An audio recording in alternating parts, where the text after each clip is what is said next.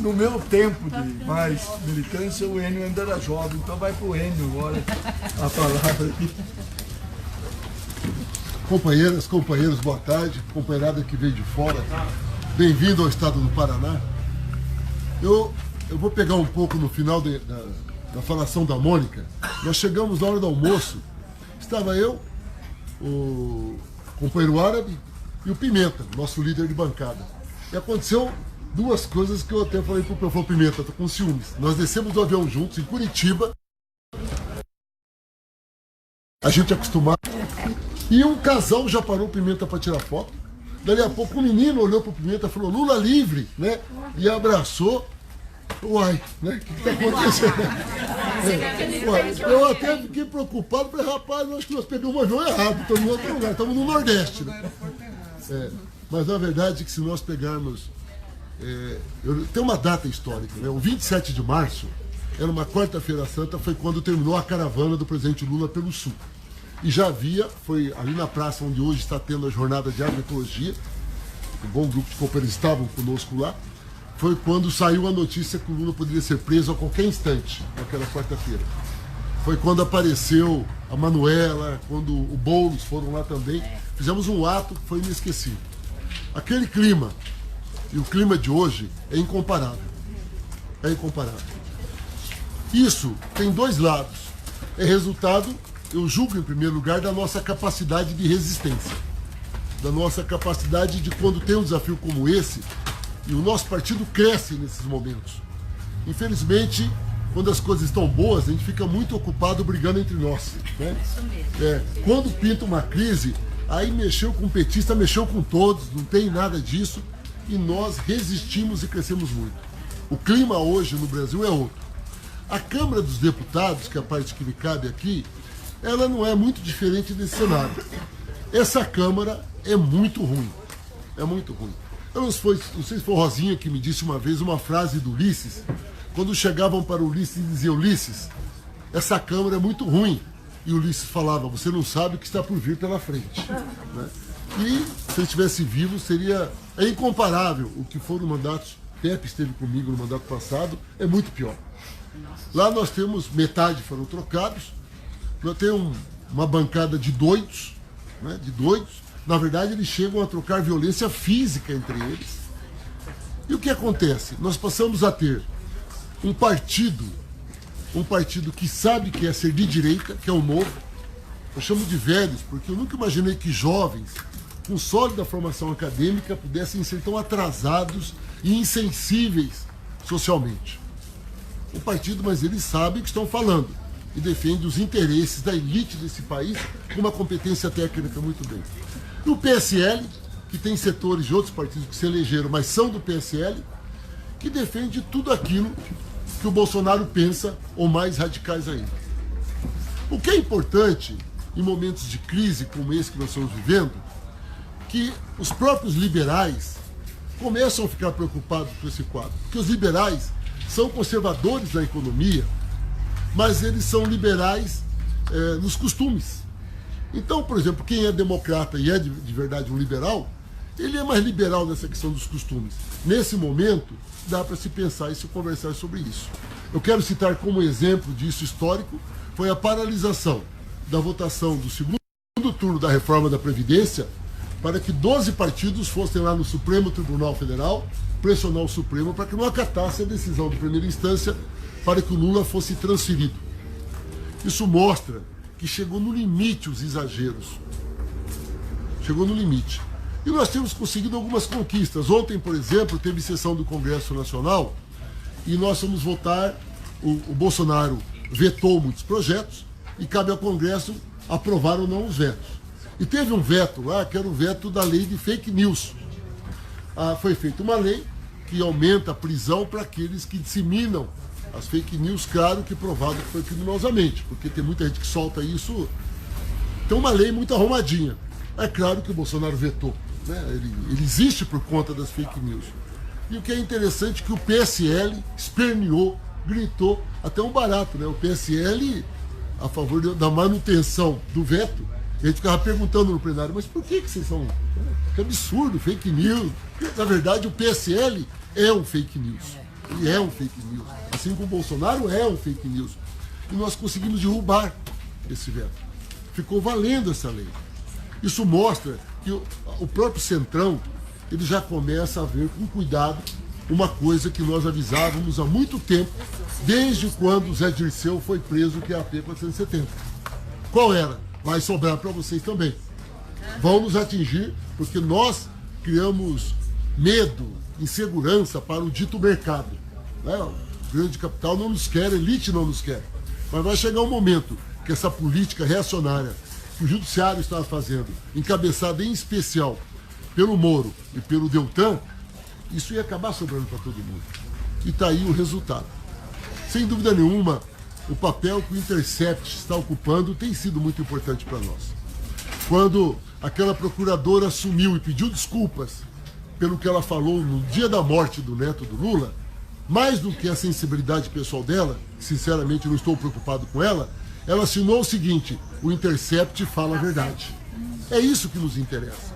E isso nós estamos conseguindo usar dentro da Câmara. Mas dentro disso, companheirada, não dá para alimentar a ilusão. Eu posso ir até aqui, tá? No otimismo, até aqui. Não alimentem a ilusão de que nós vamos conseguir fazer alianças progressistas, que nós vamos conseguir avançar em temas que vocês viram que foi a reforma da Previdência. Foi desumana, injusta, concentradora, excludente. E os votos que nós temos são só os nossos. Vem aí a reforma tributária. Esse é um aspecto interessante. Os 6 partidos que compõem a oposição, PT, PCdoB, PSOL, PDT, PSB e Rede, embora o Rede tenha só uma parlamentar, ela é indígena, é muito importante isso, nós temos conversado muito. Então, a reforma tributária. O governo mandou uma reforma tributária que não muda nada. É apenas uma gestão administrativa. Mas nós, na esquerda, montamos um projeto de reforma tributária. Esse projeto está 100% baseado na proposta do Haddad. Então nós pegamos a proposta do Haddad, fizemos um acerto, inclusive o grupo de economistas que nos ajudou nisso são aqueles que assessoraram o Haddad, o pessoal da Unicamp, e nós estamos apresentando agora. Eles têm o projeto deles, e nós da esquerda também temos nosso projeto. Nesse sentido, o desafio que nós temos na Câmara, e que eu tenho a impressão que é um desafio para a gente na política, é claro, garantir o nosso crescimento, a nossa manutenção, a nossa independência, mas tentarmos avançar na organização no campo da esquerda. Esse sim é o nosso objetivo. Primeiro, não criar ilusões que o outro campo, eles podem fazer algumas alianças conjunturais, que é comum isso na Câmara dos Deputados, mas não mais do que isso. Até porque o interesse deles nunca será o nosso. Agora, é possível como estamos fazendo lá. Lembrando, principalmente a companheirada da militância, que às vezes ouve o Ciro Gomes falar, e desculpem a sinceridade, mas a nossa militância gosta de quem bate, fala grosso, xinga, né? E esquece, por exemplo, que o Ciro, no segundo turno, teve que viajar.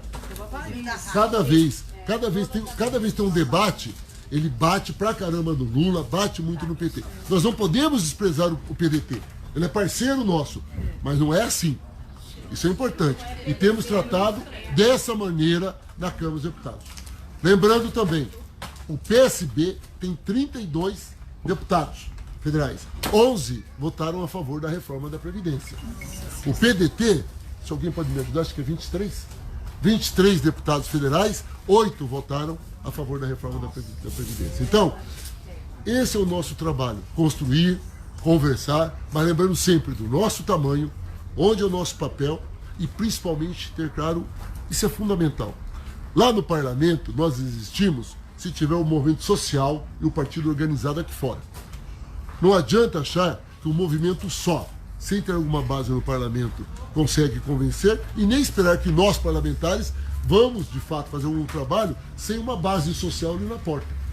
Por isso, o que a Vigília faz, o que a MST faz, o que a CUT, o movimento social faz, indo à rua, nem que foi 5 pessoas, 10 pessoas manifestando, resistindo, é isso que vai permitir que a gente avance. É isso que permite que a gente possa denunciar cada vez em tom mais alto o que é o governo Bolsonaro, o que ele representa de atraso para esse país e para a vida do povo brasileiro. As pesquisas provam que ele já começa, a população já começa a manifestar isso daí, talvez não por entender, mas por sentir o que está acontecendo, e a gente resistindo, denunciando, temos condições de sonhar em 2022 com a nossa campanha em eleger o nosso ou a nossa presidente da República. Claro que tudo isso passa por uma bandeira que vocês representam muito bem, a bandeira do Lula livre. Eu sempre uso como exemplo o caso da África do Sul. A bandeira não era Nelson Mandela livre, era o fim do apartheid. Aqui, Lula livre é só um símbolo, porque a liberdade de Lula representa o avanço da democracia, a conquista de direitos, a luta pela reforma agrária e pelo fortalecimento do Estado Nacional. Por isso, dia 4, e eu encerro aqui, dia 4 é fundamental, cada um no seu espaço, acompanhar essa frente. É uma frente parlamentar e social em defesa da soberania. Quem vai coordenar no parlamento é o nosso companheiro Patrus Ananias, de Minas Gerais. Ele trabalhava junto com o Requião. Como o Requião não elegeu-se, é o Patrus que vai tocar isso. Mas o Requião está junto, além disso, de todos os movimentos organizados do campo popular. É importante em cada lugar a gente estar presente, organizado, lutando. A bandeira da soberania é uma bandeira que pode atrair para o nosso campo muita gente, que necessariamente não esteja no PT, no PSOL, no PCdoB, mas comunga conosco da luta em defesa do Estado brasileiro. Então, nesse momento, muita força e resistência. Grande abraço.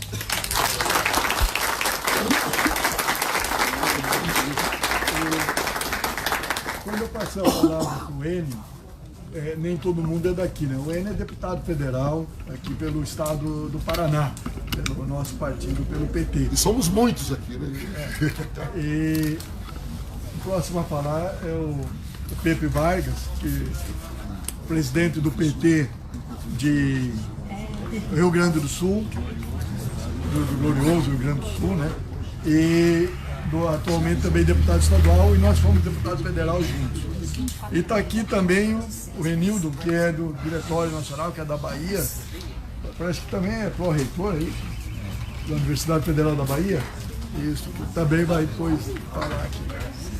Antes do Pepe falar, a Mônica Valente quer dar um informe que eu entendo como um informe importante para nós e para a nossa luta. Olha, gente, eu tenho a alegria de falar aqui para vocês que nós conseguimos hoje que o Vacari, que está preso há mais de 4 anos, seja indultado dos 24 anos de condenação que ele teve. Condenação tudo baseada em delação premiada, sem prova, só porque ele era o tesoureiro.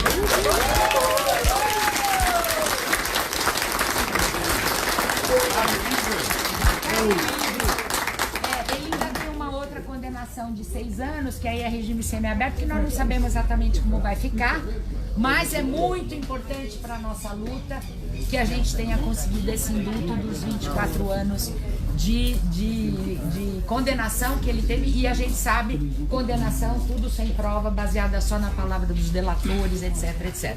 Acho que é uma grande vitória nossa. Vacari livre! Vacari livre! Agora, nosso companheiro Pepe Vargas. Ô, Mônica, você viu quem tá aí? Ô, Mônica, você viu quem tá aí? Quem é esse cidadão uruguaio? Tudo bem, deixa eu cumprimentar. Bom, boa tarde então a todos companheiros, companheiras que aqui estão. Queria dizer que cada vez que eu venho aqui é assim um sentimento de ambíguo, né? De um lado a gente vê aqui os companheiros e companheiras da Vigília, que estão há mais de 500 dias, fazendo um trabalho extraordinário de resistência. A gente encontra companheiros de vários cantos do país, alguns que a gente já se encontrou em tantas lutas e fazia tempo que não via. Então essa é a parte boa de vir aqui, né? De ver o compromisso da luta, da defesa da democracia, da resistência, de encontrar gente querida, guerreira e combativa. Mas por outro lado tem aquilo também do sentimento de opressão que a gente sente, no peito, essa dor de saber que o Lula está preso ali injustamente, aquilo que a companheira falou ali na fala dela, né? Então esse sentimento ambíguo de alegria e dor, de saber que o Lula está ali de forma injusta, sem ter cometido crime. O Lula é vítima de uma ação de uma verdadeira organização criminosa. Eles é que são a organização criminosa, como os vazamentos do Intercept estão mostrando. E ele está ali, nós sabemos que o Lula está ali, não pelos eventuais erros que nós cometemos e cometemos erros do nosso governo, né? Viu, Enio? Eu que tive a oportunidade de ser ministro do desenvolvimento agrário no nosso governo, às vezes eu fico pensando, puxa, nós podíamos ter feito aquilo lá, nós podíamos não ter feito aquilo outro. Agora é fácil. Né? Mas por mais que a gente possa pensar coisas que a gente deixou de fazer, coisas que a gente devia ter feito e não fez, ou coisas que a gente fez de forma errada, nós sabemos que o Lula está ali pelo que o nosso governo acertou, por ter ousado dizer que o povo brasileiro tinha o direito de pensar que todos poderiam ter as mesmas oportunidades, de ter enfrentado essa exclusão histórica das elites, né, que nunca quis um Brasil para todos e todas, por ter ousado na arena internacional, inclusive, se articular com países em desenvolvimento para quebrar uma ordem unipolar e construir uma ordem multipolar com mais oportunidades de defesa da soberania dos povos. Foi por isso que eles passaram a tramar o golpe que deram em 2016 e que teve o seu ápice não com o impeachment da Dilma, mas o ápice foi a prisão do Lula. Essa que é a razão. E eu acho, companheiros e companheiras, que a libertação do Lula está diretamente relacionada à libertação do povo brasileiro. O povo brasileiro só vai ser livre quando o Lula conseguir obter a liberdade dele.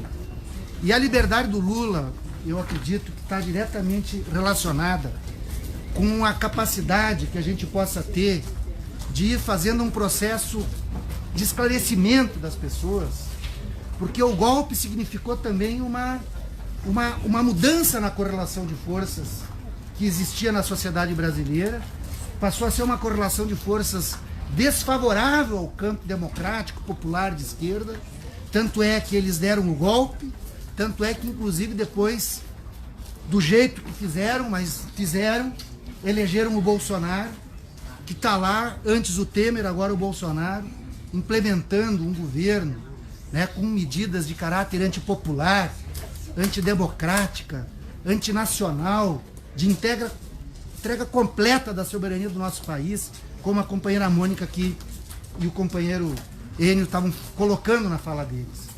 Então, essa mudança na correlação de forças é que é o nosso desafio. Nós temos que ter capacidade de virar esse jogo, né?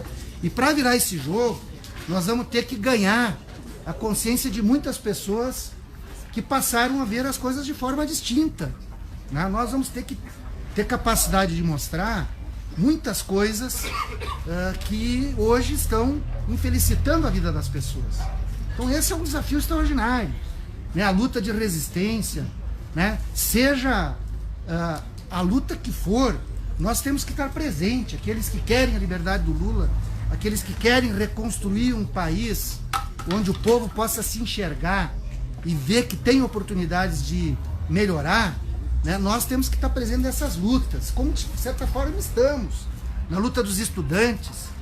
Acho que a luta da questão ambiental mostrou nesse final de semana que passou, né, a potencialidade que tem, uma enorme quantidade de jovens vindo para a rua, né, defendendo, né, o meio ambiente, a Amazônia, em cima desta visão. Porque quando nós estávamos no governo, por mais contradições que pudéssemos ter, havia demarcação de territórios quilombolas, havia delimitação de novos territórios indígenas, havia desapropriação de terras para fins de reforma agrária, né?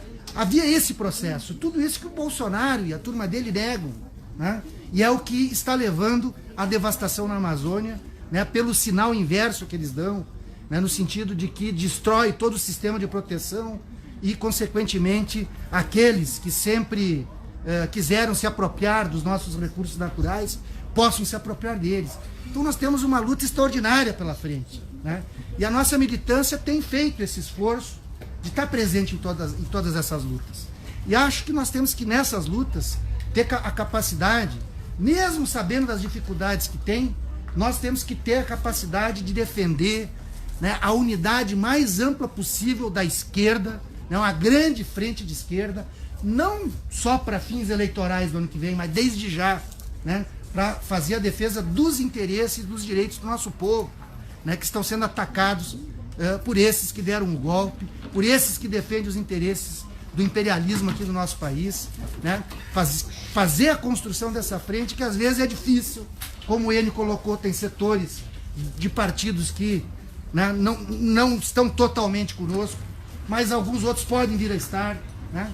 Nós temos que ser os campeões da defesa dessa unidade, né? Que se eventualmente não tiver uma grande frente de esquerda que se constitua para fazer o enfrentamento que a gente precisa fazer, não será porque nós não queremos fazê-la, mas aqueles que não quiserem fazê-la vão ter que, né, colocar isso no julgamento da história por não terem a compreensão do que acontece hoje no nosso país. Então nós temos que levar adiante essas lutas, companheiras e companheiros, porque de fato não é uma tarefa simples, mas a nossa militância, que já tantos desafios enfrentou, eu acho que ela vai estar à altura também de mais esse desafio, né? De construir um processo onde a gente possa crescentemente ir mudando essa correlação de forças. E quando a gente tiver, né, uma correlação de forças distinta da que a gente tem hoje, com certeza não só o Lula vai estar livre, mas outros companheiros também que vêm sendo vítimas de um processo que quebra, que não garante o devido processo legal, vítimas de um verdadeiro estado de exceção, também vão conseguir a sua liberdade. E a gente vai poder dizer Lula livre e povo brasileiro livre, porque é uma coisa tá ligada à outra. Lula livre, companheiro. Bem, nós vamos continuar agora, o Walter Pomar também está aqui, companheiro. Os nossos dirigentes que estão aqui vieram até com o debate hoje do PED, do nosso 7º Congresso, e já convidamos a todos e as todas, vai ser no Simpracão às 19 horas, vai continuar o debate daqui.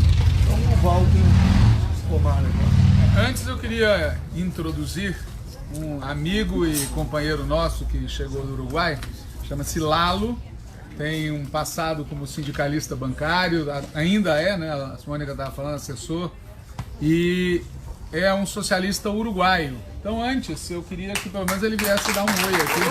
Grande amigo nosso, Lalo. Bem-vindo. Boa tarde. Está bem? Bueno, Fala despacio. voy a hablar muy lentamente, porque no voy a intentar hablar portuñol, que se entiende menos.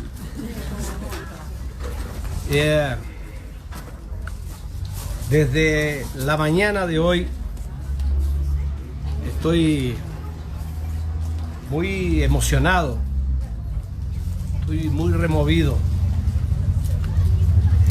Yo hace un tiempo decidí que tenía que venir a visitar a un amigo, un compañero de lucha que representaba mucho y que representaba a todos también, que representaba la unidad que en un momento luchamos fuertemente con Mónica, con Walter y con muchos más, con Lula. Fue la unidad del movimiento sindical, primero del Mercosur, pero pensando en toda América del Sur, que con João Bacari. Bacari fue mucho para nosotros como el dirigente de los bancarios, por supuesto que eran todos los bancarios y las bancarias afiliadas a la Confederación, los solidarios, pero lo éramos todos luchando por el mundo que tanto soñamos.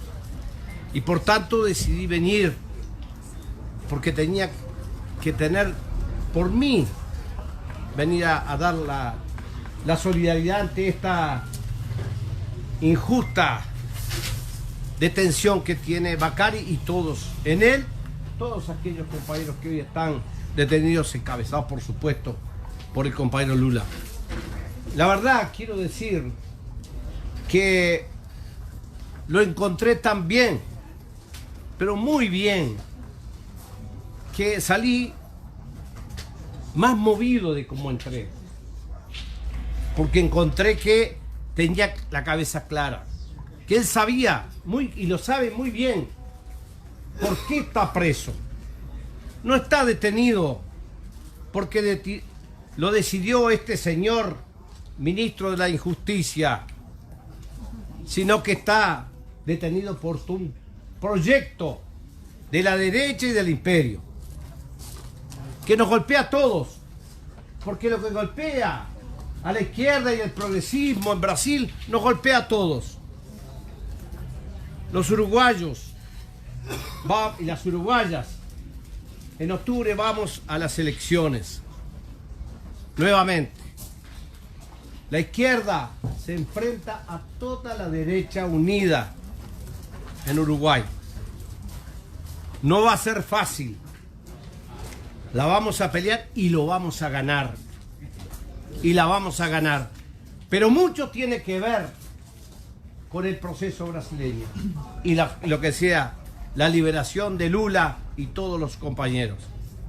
Y la liberación de Lula es ir derrotando el proyecto que se ha planteado. Compañeras, compañeros, quiero decir solamente en una palabra, o en algo una frase que siempre usamos en Uruguay, y que por supuesto alguien la dijo por ahí, nosotros la tomamos, pero la tratamos de aplicar. La solidaridad no se agradece, se retribuye. Y los únicos que sabemos retribuirlo somos los trabajadores y las trabajadoras unidos. Venceremos hasta la victoria siempre.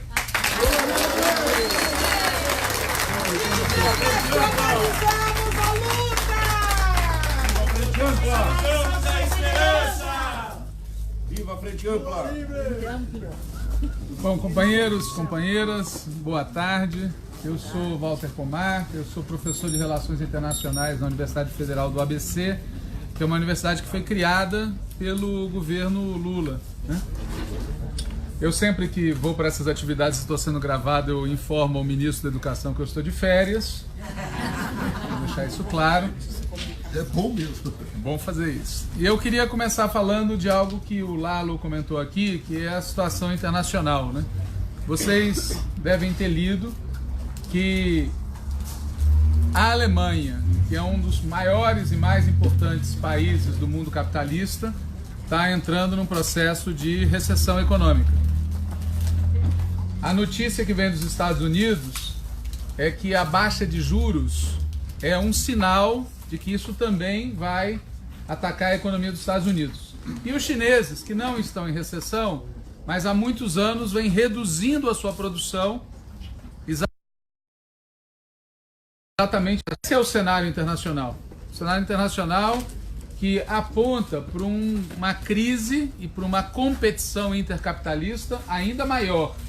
Vários especialistas têm dito que pode se repetir a qualquer momento algo parecido com o que houve em 2008. Como é que isso bate aqui na América Latina? Bate, primeiro, com o aumento da pressão deles sobre nós.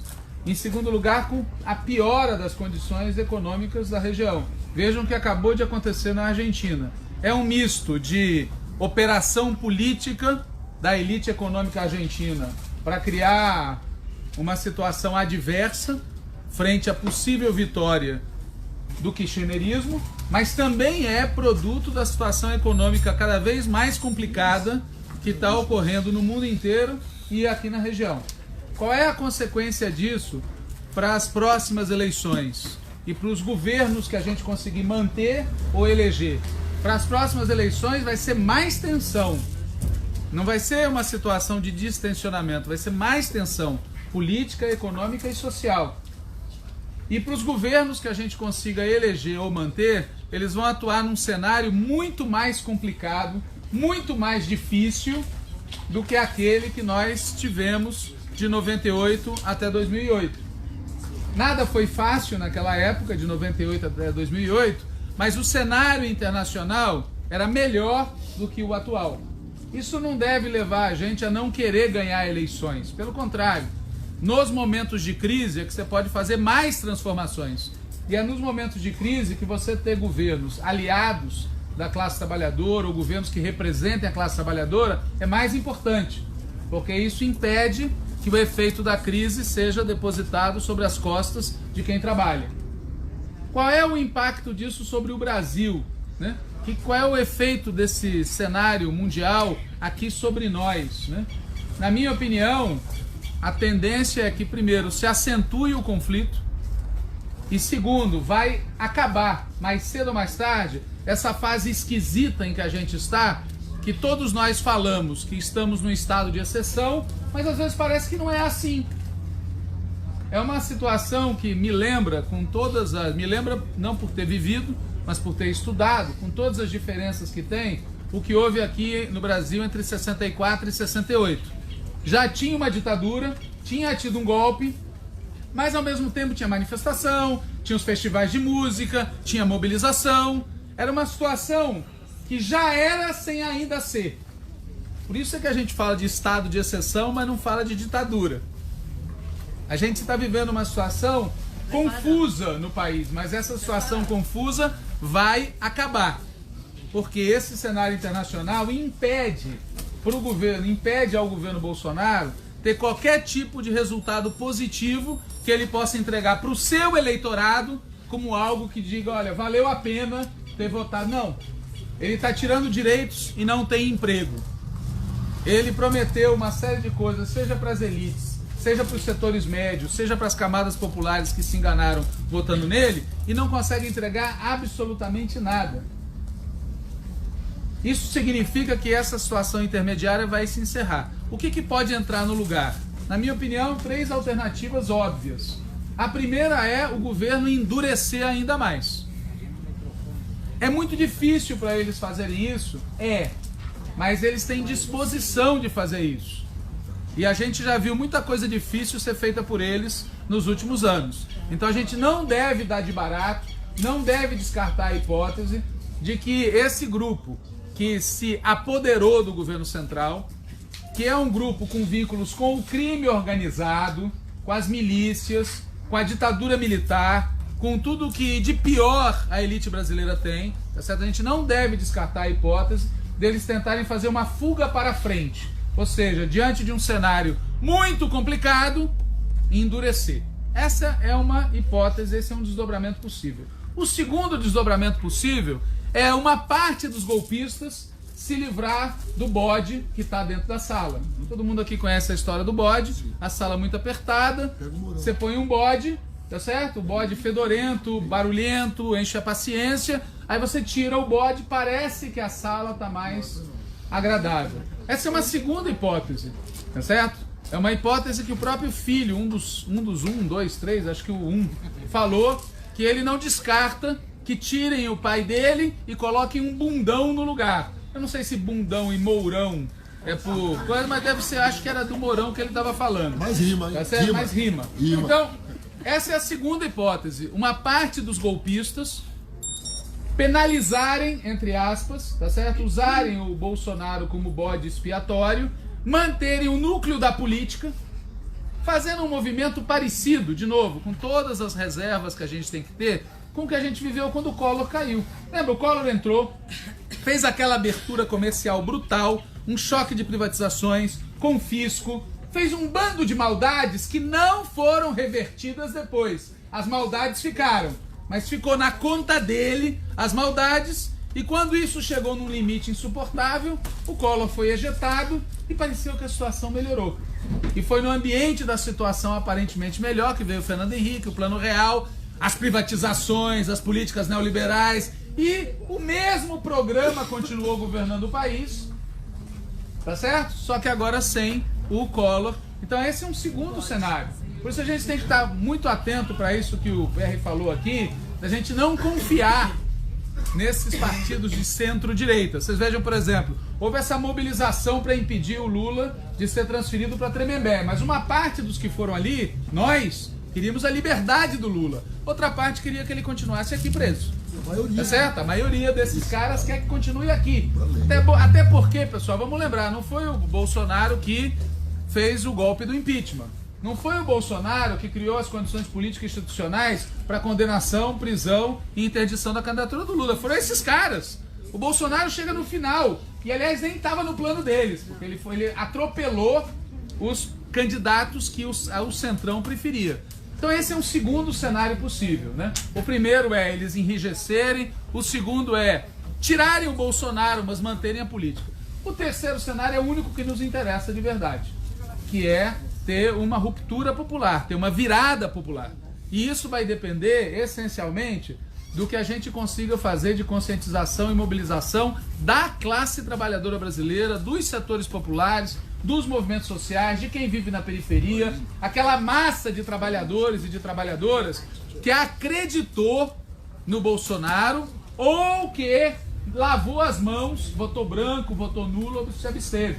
E dependerá, evidentemente, de nós ganhar esses setores. Nós temos que ter um esforço muito grande para construir essa terceira saída, construir uma virada popular. É claro que para nós o melhor, do ponto de vista da democracia do país, é que isso aconteça o mais rápido possível.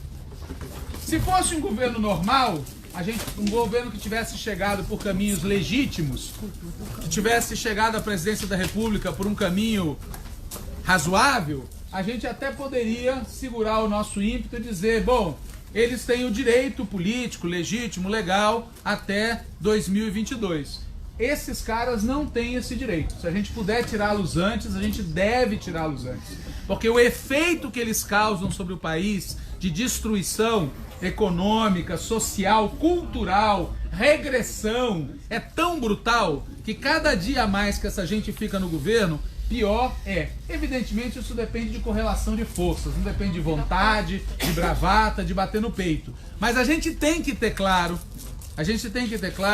que as chances de nós ganharmos a eleição de 2022 depende, como dependia em 2018, desse cidadão que está aí e está livre. A gente falava em 2018, eleição sem Lula é fraude. E corretamente, na minha opinião, nós disputamos a eleição, mesmo sabendo que era uma eleição marcada por uma profunda ilegalidade. E a gente não deve ficar surpreso com o que aconteceu. E da mesma forma, a chance da gente voltar a governar o país depende principalmente, essencialmente, da gente recuperar a liberdade do companheiro Lula.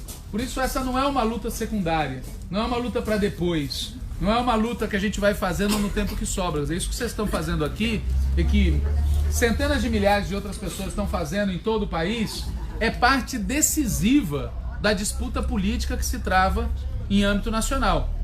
Os caras, em parte, prenderam o Lula para impedi-lo de ganhar as eleições de 2018, em parte o mantêm preso e gostariam de mantê-lo preso e bem afastado para enfraquecer a nossa luta, mas eles, em parte, o mantêm preso também para atemorizar a classe trabalhadora, para pôr medo nas pessoas, para dizer, bom, se o Lula está preso, qualquer um de nós pode estar preso. Portanto, a luta pela libertação dele tem um elemento cultural e pedagógico essencial, que é mostrar que nós não temos medo. Vou contar um episódio curto lá na universidade. Nós levamos o companheiro Luiz Eduardo Greenhalgh para fazer uma fala na Universidade Federal do ABC, tá certo? Sobre a campanha pela liberdade do Lula. E fizemos isso num local aberto. A universidade tem 2 campos, um deles, o de Santo André, tem um saguão imenso, era ali naquele local que estava sendo feito, e no começo pouca gente, depois foi juntando, aí chega um meu aluno, e me pergunta, professor, isso que vocês estão fazendo não é perigoso? Eu falei, mas perigoso por quê? Não, mas isso não é ilegal? Eu falei, mas é ilegal por quê? Não, mas porque vocês estão aqui falando de um preso, veja bem, um cara de esquerda, um aluno de esquerda, e preocupado, legitimamente preocupado. Por quê? Porque as pessoas vão sendo levadas a ter medo. Então, esse esforço que vocês estão fazendo aqui, que a gente está fazendo em todo o país para fazer a campanha Lula Livre ter pegada, ter permanência, tem importância política, mas tem uma importância político-cultural imensa. É para quebrar o medo. E se a gente conseguir quebrar o medo, a gente recoloca, né, aquela coisa antiga, recoloca a esperança em primeiro lugar e mobiliza a população. Então, queria encerrar com isso. A gente tem pela frente aí um período que vai ser muito duro. Eu tenho falado para as pessoas, eu encontro muitas pessoas que estão muito angustiadas com a situação. Cada um tem a sua história pessoal para falar disso, tá certo?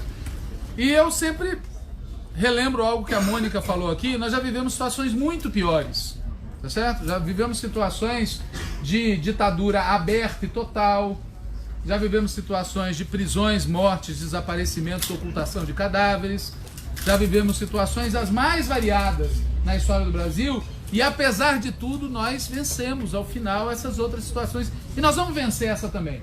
Mas a gente tem que estar preparado para a possibilidade de que piore antes de melhorar. A gente tem que estar preparado para essa possibilidade e não ter medo dela. A gente tem que estar preparado para ela, porque o lado de lá é implacável. Eu sou um dos muitos, não sou o único, sou um dos muitos que desde que esse troço começou falou, vamos prender o Lula. E o próprio companheiro Lula era um dos muitos que achava que isso não ia acontecer. Então a gente tem que abandonar toda e qualquer ilusão. Toda e qualquer ilusão em que o outro lado tem algum limite. Eles não têm limite nenhum no que eles querem, porque o que eles querem é cortar a cabeça do Lula, a cabeça do PT, a cabeça do conjunto da esquerda brasileira, a cabeça da organização político-social da classe trabalhadora. Porque para eles, essencialmente o que interessa é lucro. E para obter lucro nesse mundo de crise com que eu comecei a falar, eles têm que se apropriar de tudo quanto é direito social, dos recursos que são investidos na área social nesse país, e têm que se apropriar do máximo que puderem do nosso tempo de trabalho, do nosso salário, daquilo que é patrimônio da classe trabalhadora. E eles não vão ceder em absolutamente nada. E o único jeito de derrotá-los é fazer o que o cidadão disse, né? Lutar, lutar e lutar. Por isso, Lula livre, viva a luta da classe trabalhadora.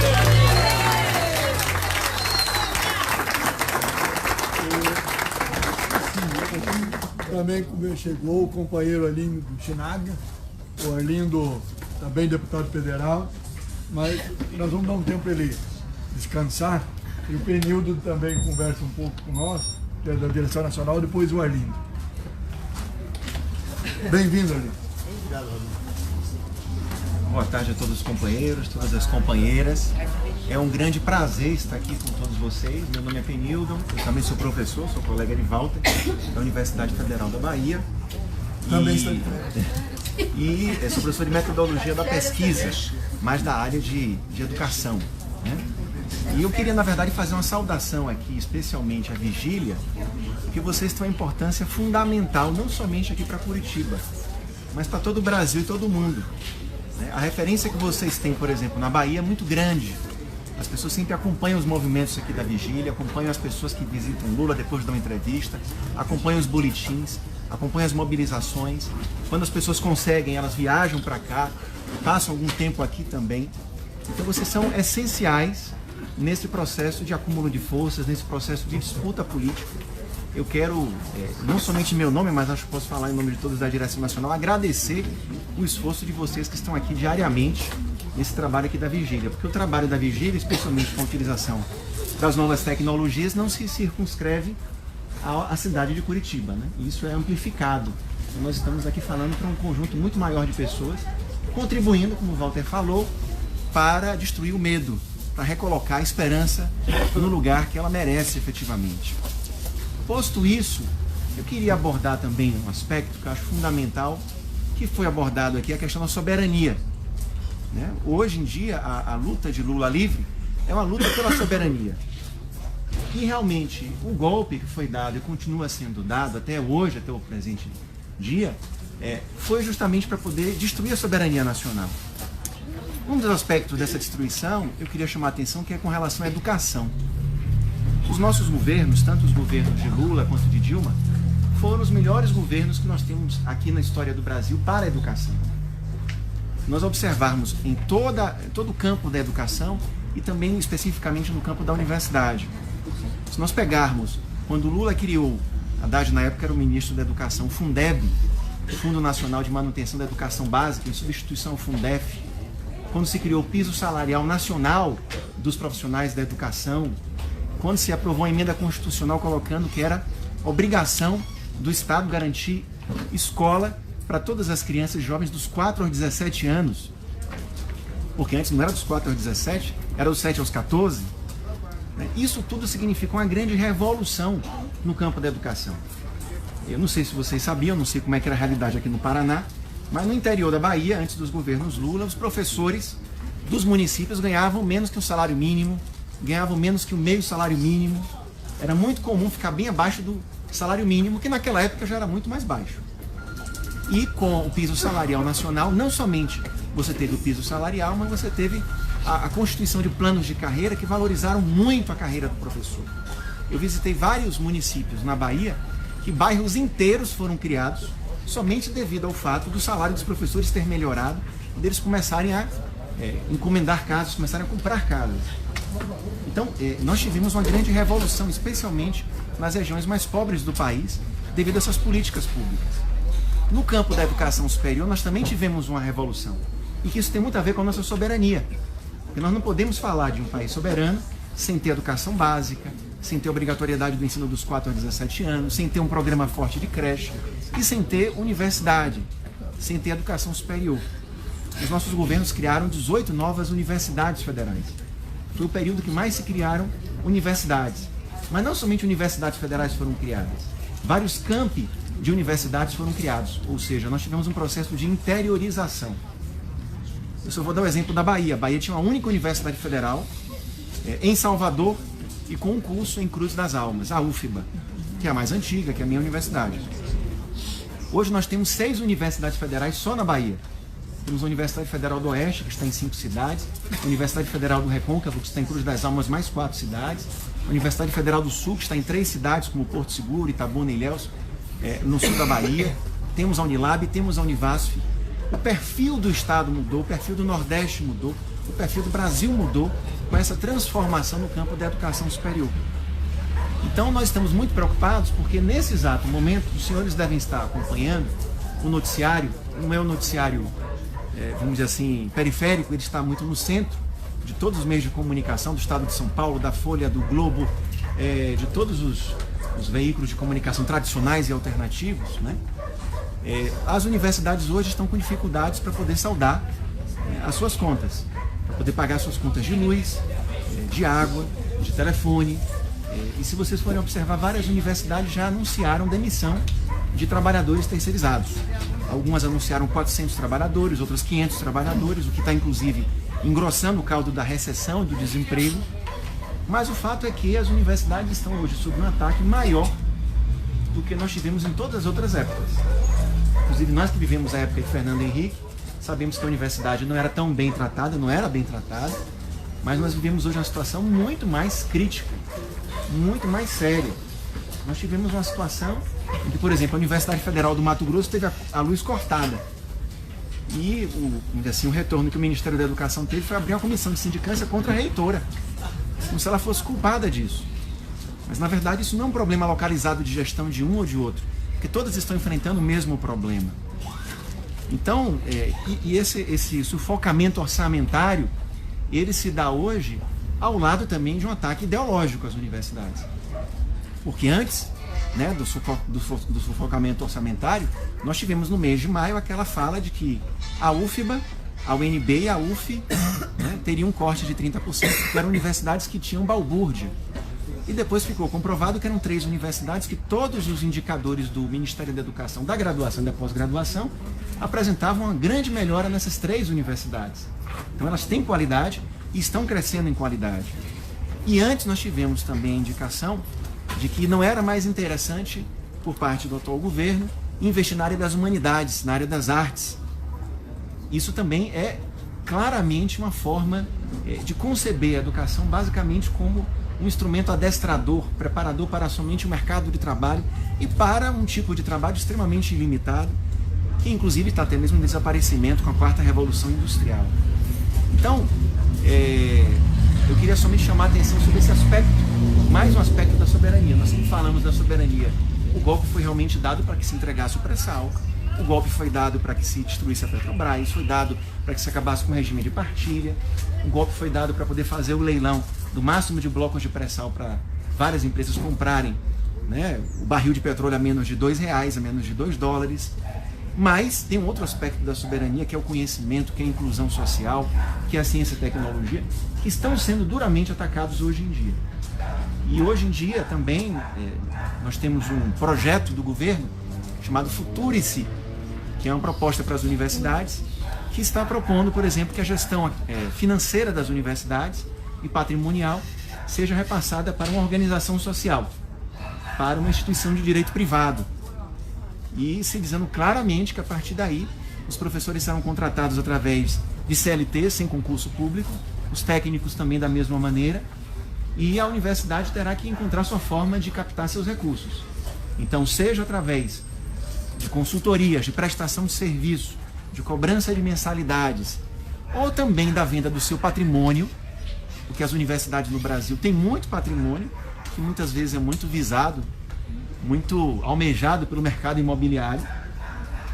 Então, a proposta de gestão das universidades através de instituições privadas e organizações sociais visa isso, o que vai gerar um processo de destruição mesmo das universidades, porque mesmo em outros países onde você tem cobrança de mensalidade, nós somos contra, a maior parte do recurso das universidades é público, seja nos Estados Unidos, seja na Europa, 80%, 90% do recurso é público, não é através de doação de empresas. Então, é fora da realidade essa proposta.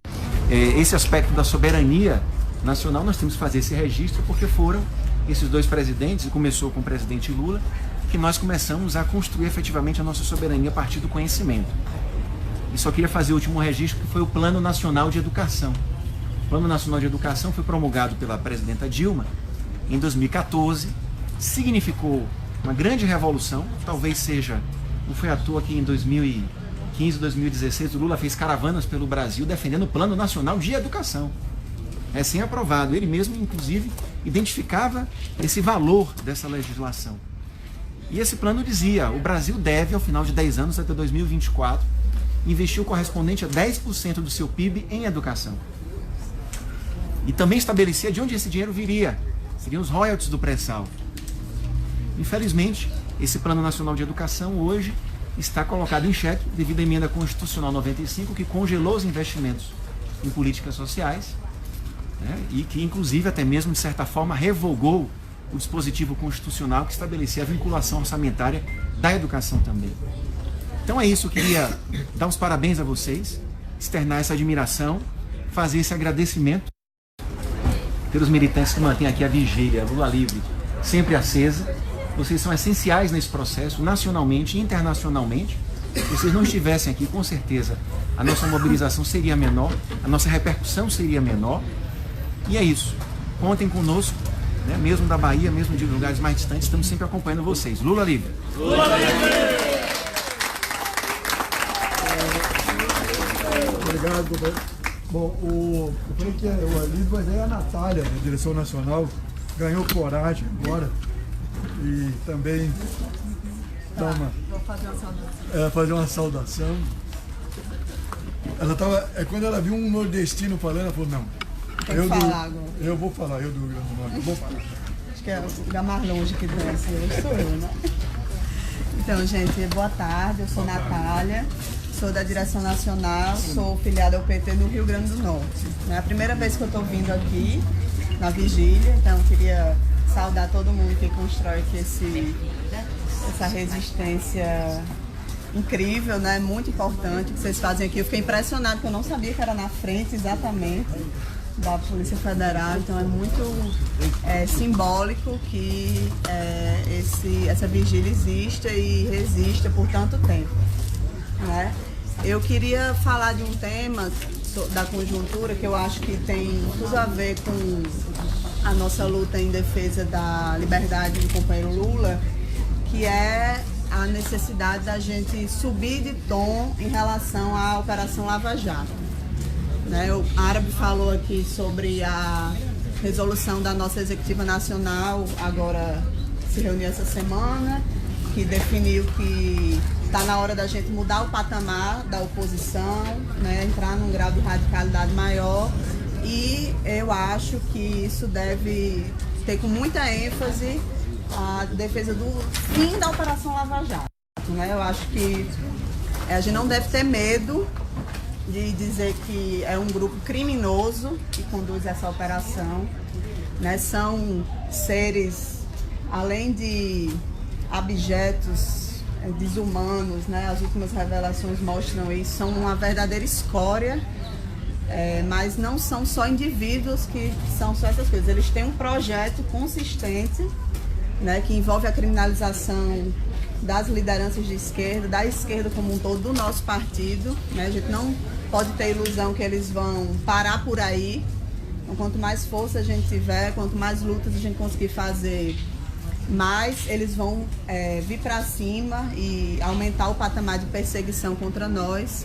Então eu acho realmente que a gente tem que começar a falar mais claramente que se trata de uma organização criminosa, essa Lava Jato, e que a gente tem que colocar como central que acabe, que não exista mais, que interrompa esse processo de perseguição que tem como núcleo duro essa operação, né? Se a gente pegar a última pesquisa que saiu agora em relação à avaliação do governo, eu vi muita gente muito animada porque piorou muito a avaliação das pessoas em relação ao governo Bolsonaro e à própria pessoa do Bolsonaro, e em relação a vários temas, saúde, educação, emprego, meio ambiente, muita avaliação ruim do governo nessas áreas. Mas você pega o outro lado, tem muita avaliação positiva nos temas combate à corrupção e segurança pública. Ou seja, mostra que o partido da Lava Jato e do Judiciário estão fortes nesse governo, né? E inclusive dão uma sustentação considerável para que ele avance, inclusive, contra nós, né? Eu acho que esse é um elemento que a gente precisa acumular. Tem ainda dúvidas, eu sei que existe muita dúvida entre nós, muita gente tem receio de dizer que a Operação Lava Jato precisa acabar, ou que é ruim, ou porque tem medo de que isso seja confundido com defender a corrupção. E não é o caso, né? A gente precisa saber separar bem essas coisas. Essa não é uma operação de combate à corrupção legítima, é uma operação de perseguição contra a esquerda, principalmente, e a gente não pode mais ter esse receio de bater muito forte na Lava Jato. Eu acho que esse é um elemento central dessa subida de tom na oposição que a gente tem que fazer daqui para frente. E eu queria dizer isso porque eu acho que isso tem tudo a ver com a luta pela liberdade de Lula. Se é um núcleo forte desse governo, dessa coalizão que deu o golpe e está fazendo toda essa destruição que está fazendo, tem que também ser central para nós fragilizar esse núcleo forte que eles ainda têm para poder a gente avançar rumo a uma possível libertação do companheiro Lula, dos outros companheiros que estão presos e interromper esse processo que certamente, não tenhamos dúvidas, ainda vai avançar muito contra outras lideranças, contra nossas organizações, se ele não for brecado. É isso que eu queria registrar aqui, esse assunto eu acho que é muito importante e convidar todo mundo para ir hoje à noite no debate, né? O motivo dessa reunião aqui hoje é que a gente vai fazer um debate entre as 9 teses que estão inscritas ao Congresso Nacional do PT e eu acho que é um momento importante também da gente colocar as nossas posições aí, entender quais são as divergências que estão existentes aqui no interior do nosso partido nesse momento do Congresso. É isso, obrigada e Lula livre! Lula livre!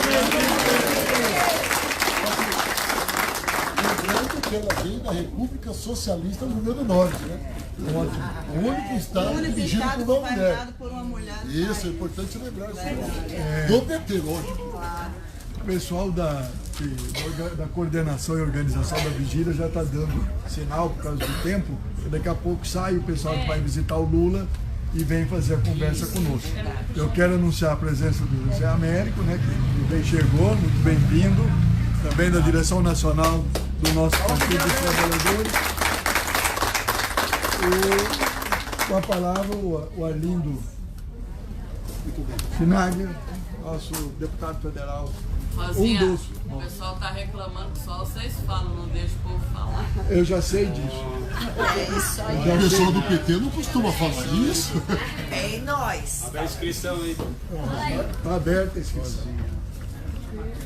Não sei como é que está organizado, mas se você quiser abrir a palavra, para mim sem problema. Não, dá uma saudação. Bom, primeiro, boa tarde.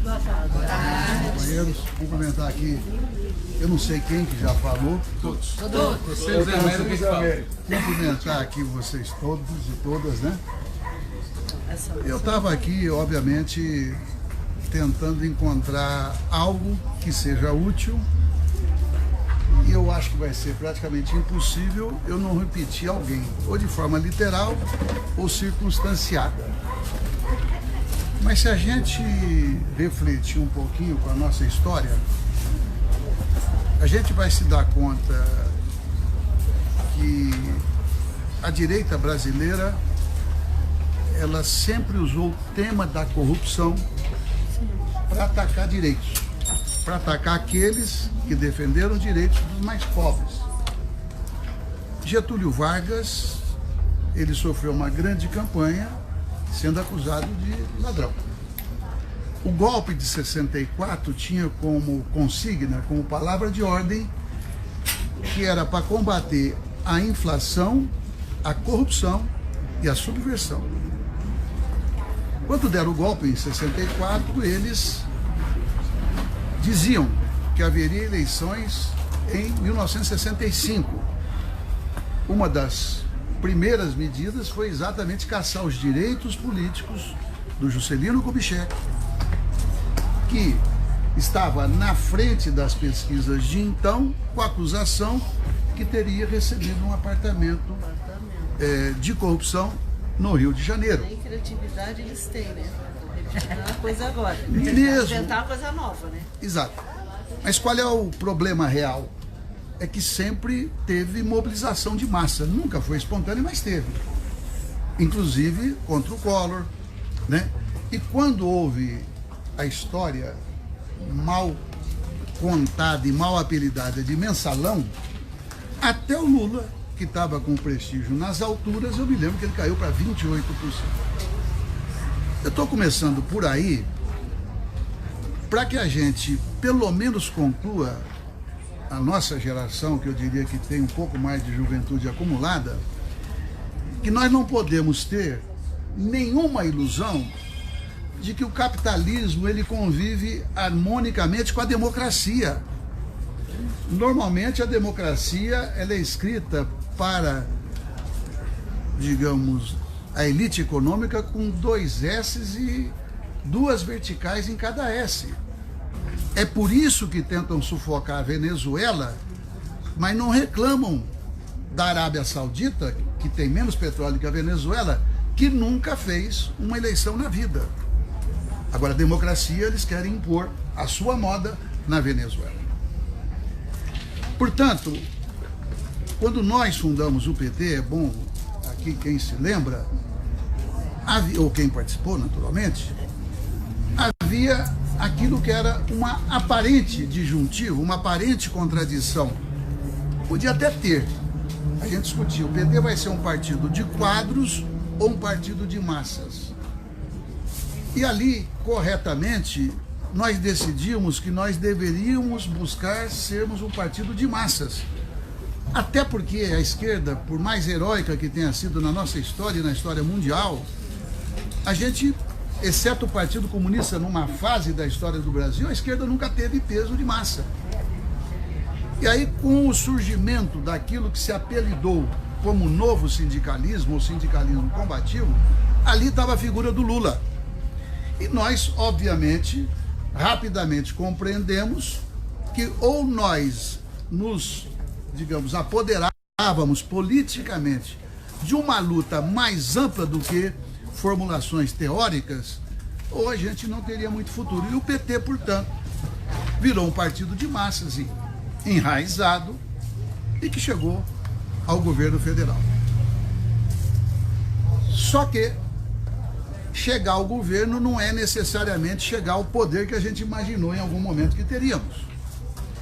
Eu tenho várias culpas, eu fui líder do governo Lula, líder do governo Dilma, eu fui presidente da Câmara e tal, estou dizendo, eu me enfiei no institucional Mas antes eu fui presidente da CUT do Estado de São Paulo, quer dizer, fui do movimento estudantil. Portanto, nós temos, eu diria, a obrigação, principalmente chegarmos agora no nosso 7º Congresso, para fazermos uma avaliação, eu diria, rigorosa, para fazer um planejamento rigoroso, para a gente formular e conseguir chegar onde normalmente a gente já chegou um dia e se a gente chega hoje com menor ênfase ou até mesmo com menor autoridade. É um desafio, porque hoje quem chega nas periferias, eu diria, lamentavelmente até, são os chamados neopentecostais, que são reacionários na sua imensa maioria e que formula, digamos, a teologia da prosperidade, que é essencialmente capitalista. E a gente não consegue, e aí, por exemplo, nós não tivemos uma política que hoje a gente fala que bom que nós fizemos no que diz respeito aos meios de comunicação de massa. E aí tem algo que é quase um palavrão, mas eu vou dizer, é o caráter de classe do Estado. A gente, em dado momento, digamos, até por falta até por acreditar que o governo ia tão bem, que a gente ia bem, e que a gente, de repente, começou a se surpreender. Mas olha o Ministério Público, olha o Judiciário, olha a polícia. Não, mas sempre foram assim. Eu não quero ir mais longe aí, porque aí fica, eu diria, muito teórico, talvez. Mas eu quero encerrar dizendo o seguinte. A luta pelo Lula livre é uma luta que está colada, o Walter, não sei quem mais abordou, mas ele falou, olha, as pessoas, é uma forma de intimidar, não é só de tirar o Lula, é de intimidar também. Mas eu creio que há aí, digamos, um outro elemento que nós devemos, e muitos já estão acrescentando, e eu compartilho disso.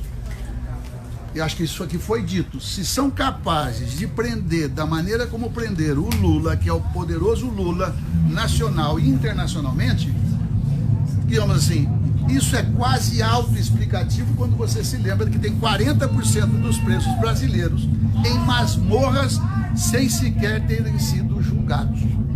Então, na minha opinião, nós temos que colar a luta do Lula livre pela luta do povo brasileiro. Não é só no simbólico, não é só, eu diria, por aquilo que o Lula e a Dilma também, o que nós fizemos no governo. Mas o fato é que nós temos que demonstrar, e eu diria, esse é um trabalho que também exige planejamento, de que se fazem tamanha injustiça aqui, imagina com quem é um cidadão comum, um homem do povo. Portanto, eu acho que vocês, encerro, merecem todos os nossos aplausos. Eu já disse outra vez, vou repetir, aqui é como se fosse um farol iluminado numa escuridão que incomoda muito. Mas como também já foi dito, não há escuridão que dure a vida eterna. E já teve escuridão pior. Portanto, a luta em Lula livre e para o povo brasileiro livre. Lula livre!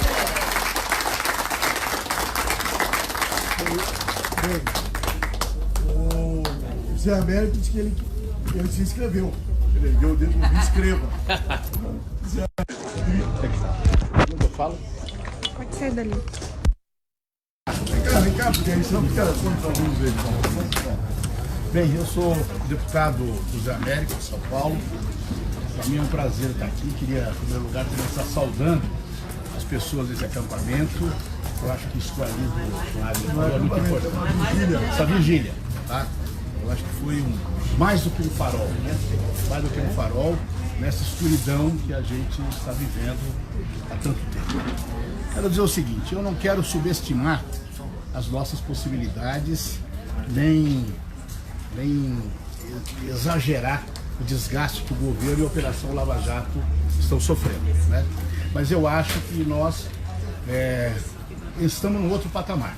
Não é mais como antes, como há 2, 3 meses atrás. Eu acho que o governo Bolsonaro está derretendo, né? Não sei até quando ele vai durar, mas ele está derretendo. E a Operação Lava Jato perde, né, a sua autoridade, o seu apoio na sociedade, né? É óbvio que eles têm muita força ainda, é óbvio que eles têm autoridade ainda, é óbvio que você passa a ter no Brasil um setor de direita organizado, que representa aí de repente até 1/3 da população, mas esse setor está se estreitando. Então, eu acho que nós deveríamos, do PT, aproveitar os debates do Congresso, o nosso Congresso, para que a gente consiga constituir os comitês Lula Livre, né? E a gente tentar transformar essa energia que está se manifestando. Eu sinto isso, por exemplo, em São Paulo. São Paulo é uma situação um pouco diferente do Estado, mas sinto isso, transformar em força política material. São Paulo tem 4 comitês, a cidade de São Paulo tem 4 comitês Lula Livre. O Estado deve ter mais uns 7 ou 8. Então, queria dizer isso para vocês, não é nenhum... Né? Quer dizer que o patamar está muito baixo. Nós temos que, a partir daí, criarmos um movimento de massas. Temos que criar um movimento de massas de denúncia de violência contra a democracia, contra os direitos, né, representados pelo governo Bolsonaro, de modo geral, e pela Lava Jato, de maneira particular. Não acredito que seja tão fácil libertar o Lula, porque a Lava Jato é, digamos assim, a vanguarda da extrema-direita. Ela representa a vanguarda da extrema-direita. O Bolsonaro também. E setores não bolsonaristas, setores que hoje questionam a própria Lava Jato e que não são a favor do Lula livre. Por exemplo, o Dória se descola hoje do Bolsonaro, mas ele não é a favor da libertação do presidente Lula. Você tem setores da Globo, por exemplo, como os vários da Globo que estão se descolando do governo Bolsonaro, fazem crítica à Lava Jato, mas não são a favor da liberdade do presidente Lula, né? Essa coisa que o Arlindo coloca de que o capitalismo no Brasil tem dificuldade. Em qualquer país do mundo tem, mas aqui tem uma dificuldade particular em conviver com a democracia. E o presidente Lula simboliza a ascensão dos humildes, a ascensão dos trabalhadores. Então, por isso, o nosso poder econômico tem muita dificuldade de conviver, né? De todo modo, eu acho que nós temos, apesar disso, nós temos uma janela de oportunidades que nós temos que aproveitar, né? O PT hoje joga parado, mas as pesquisas de opinião, por exemplo, no estado de São Paulo, as pesquisas de opinião no estado do Rio de Janeiro e Minas Gerais, já mostram uma recuperação da preferência do PT. Nós temos hoje 17% na capital, São Paulo. 17%, 15% no estado e 17% ou 18% na capital. Esse é um patamar que a gente tinha lá para trás, entendeu? Mas está recuperando. Mas continuamos, pelo menos no meu estado, jogando parado, né? Nacionalmente acho que também, a gente joga parado. Então acho que isso não é possível. Nós temos que sair desse congresso, fazer uma reflexão, discutir, sair desse congresso, em primeiro lugar o partido unido, mas unido em torno dessa ideia de a gente buscar a mobilização. Nós fizemos isso no impeachment da Dilma com muita dificuldade, mas conseguimos quando houve o impeachment da Dilma. Então hoje eu acho que é plenamente possível que a gente consiga realizar essa mobilização possível, constituir, né? Não pode ter um diretório do PT em lugar nenhum que não tenha um comitê Lula livre, né? São Paulo nós temos lá quase 400 diretórios, né? 400 diretórios. Mais os da capital nós temos 450 diretórios. Tem que ter 450 no comitê Lula livre, no mínimo, né? Não pode ter 5 ou 6, que mostra que a luta pela libertação do presidente Lula está muito tíbia, né? Está muito fraca. Então, era isso que eu gostaria de dizer. Eu acho que nós temos chance de construir um movimento de massas, né? De oposição ao governo, de oposição à Lava Jato, pela libertação do presidente Lula, né? Eu acho que simboliza a democracia no Brasil e acho que nós temos que usar toda a mobilização pró-Congresso, para isso. Todos os debates que eu tenho ido, eu tenho levado essa mensagem de que nós precisamos dar um salto. Nós estamos jogando, o PT joga parado. Jogar parado pode até nos produzir alguma vitória eleitoral em alguns lugares na próxima eleição, mas certamente não vai significar a recuperação da democracia e a liberdade do presidente Lula, que é muito mais complexo do que a ação da extrema-direita no Brasil. Muito obrigado, é isso. Companheiros, aí abrimos algumas inscrições aí. Gerson, quem mais?